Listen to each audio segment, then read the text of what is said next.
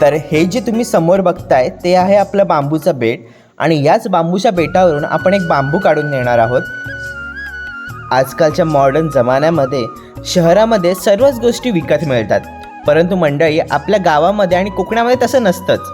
आपल्याला हव्या त्या गोष्टी निसर्गामध्ये सहज उपलब्ध असतात। त्याचंच हे छोटंसं उदाहरण।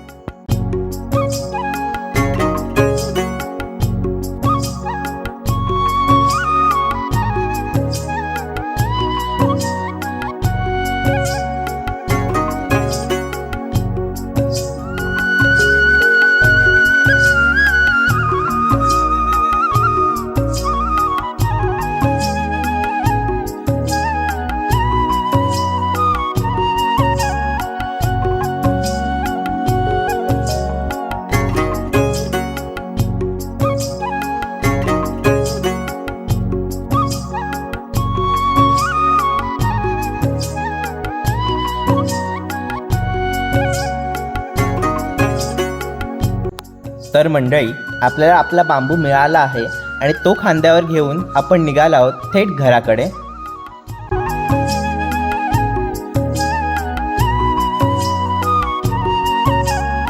मंडळी खरं सांगा, हे निसर्ग आहे का शहरामध्ये? नाही ना। तर हे निसर्ग अनुभवायला आपण कोकणामध्ये एकदा नक्की यायलाच हवं।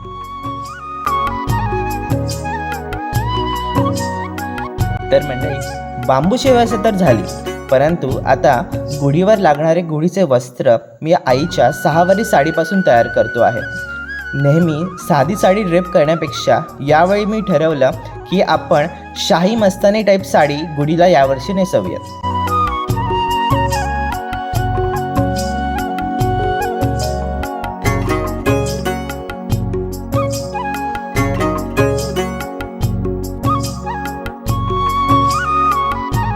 तर मित्र हो, हा आहे आपल्या 6वारी साडीचा शाही मस्तानी लूक जो मी तयार केला आहे, जेणेकरून आपण गुढीला ड्रेप करू। तर हा लूक कसा आहे ते मला कमेंट सेक्शनमध्ये नक्की सांगा।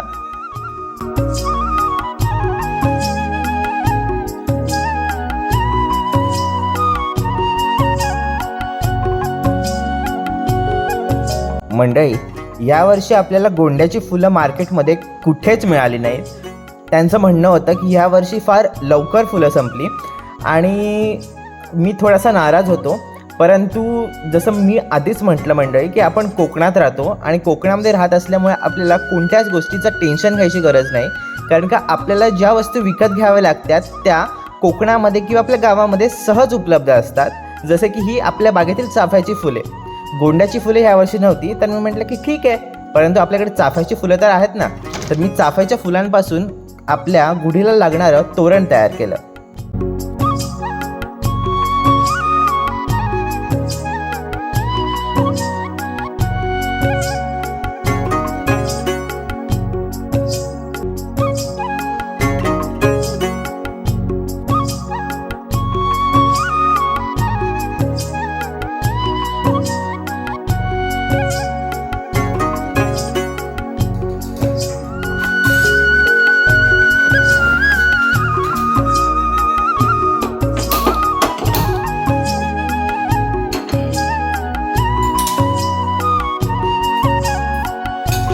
तर हे आहे मटर पनीर आणि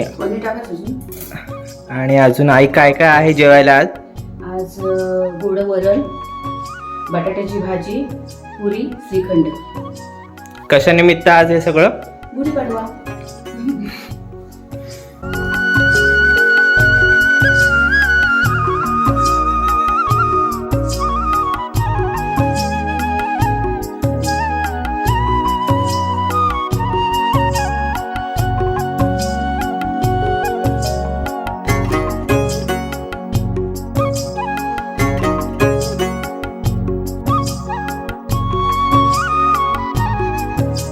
तर मंडळी तुम्हाला हे वर्ष सुख समृद्धी व भरभराटीचं जावो। जर व्हिडिओ आवडला असेल तर व्हिडिओला लाईक, कमेंट, शेअर आणि चॅनलला नक्की सबस्क्राईब करा।